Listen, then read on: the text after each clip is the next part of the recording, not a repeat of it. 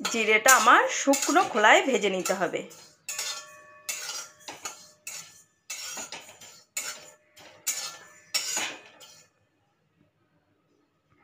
রান্নার মধ্যে থাকতে হবে ভালোবাসা আর মেহনত, এই দুটো থাকলেই রান্না একবারে সুসম্পূর্ণ।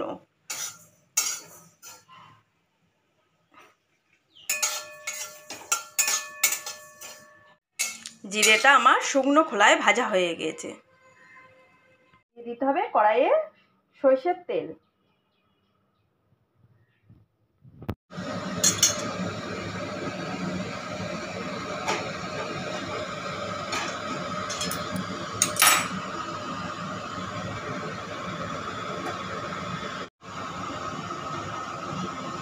বাটা মাছটা আমার নুন হলুদ মাখিয়ে রাখা আছে, এটাকে ভেজে নিতে হবে।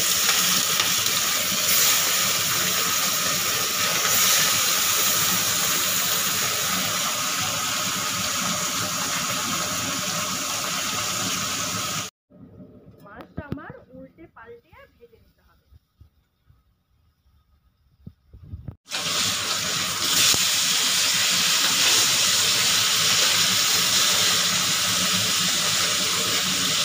মাছ ভাজার তেলেই দিয়ে দিতে হবে তেজপাতা, আর দিয়ে দিতে হবে কালো জিরে,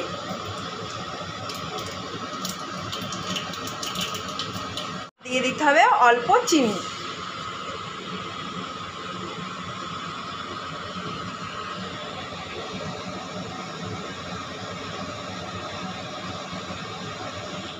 বাটা মাছের পাতলা ঝোল বানানোর জন্য কেটে রাখা হয়েছে কাঁচা কলা, বেগুন, পটল, পেঁপে, আলু আর কচু।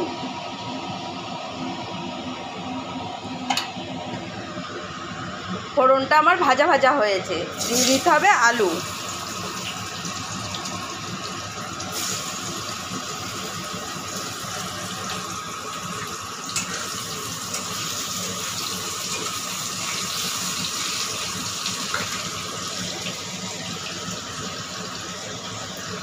দিয়ে দিতে হবে কচু, দিয়ে দিতে হবে পেঁপে, দিয়ে দিতে হবে পটল,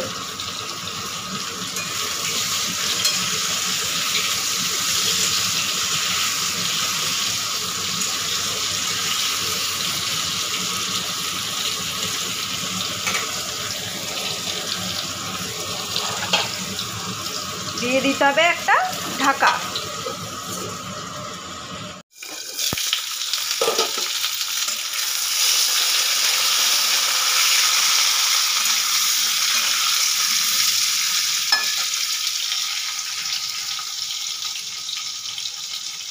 দিয়ে দিতে হবে কাঁচা কলা,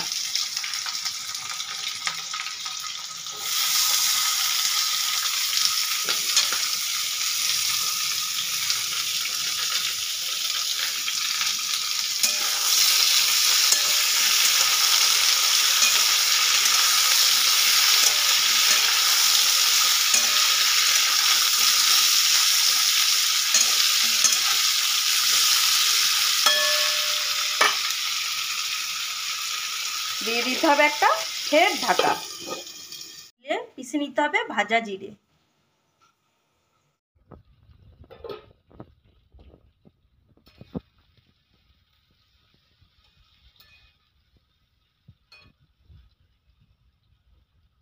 দিয়ে দিতে হবে কেটে রাখা বেগুন।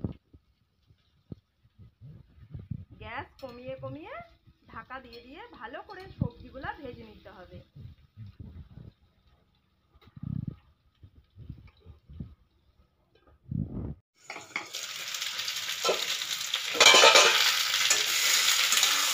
সবজিটা আমার ভাজা ভাজা হয়ে এসেছে, এই সময় দিয়ে দিতে হবে একটা টমেটো, কেটে রাখা একটা টমেটো, আর দিয়ে দিতে হবে চেরা কাঁচা লঙ্কা,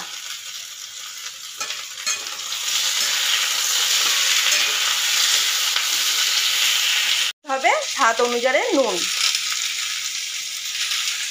দিতে হবে হলুদ,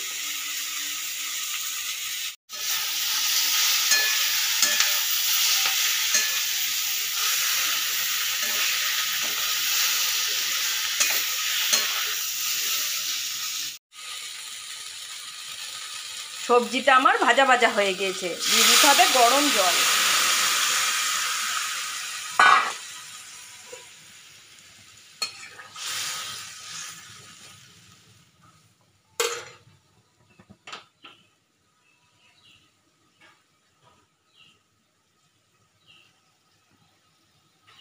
দিয়ে দিতে হবে একটা ঢাকা। ঢাকা দিয়ে ঝোলটা টেস্টি করার জন্যে এটাকে ধিমি আঁচে ঝোলটাকে পাকতে দিতে হবে। গ্যাসটাকে আমি কমিয়ে দিলাম।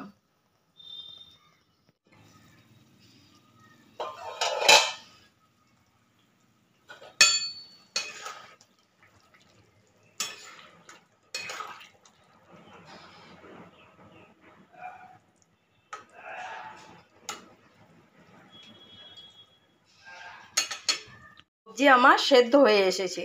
দিয়ে দিতে হবে বাটা মাছ।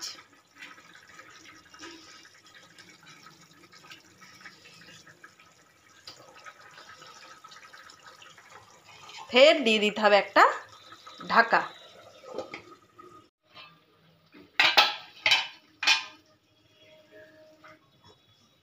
দিয়ে দিতে হবে ভেজে রাখা জিরে।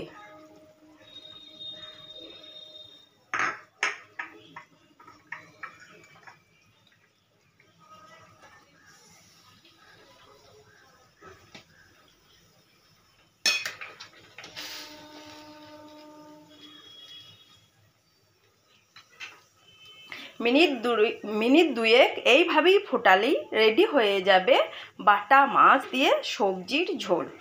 এইভাবে একবার বানান আর খান, স্বাস্থ্যের পক্ষে খুব উপকারী।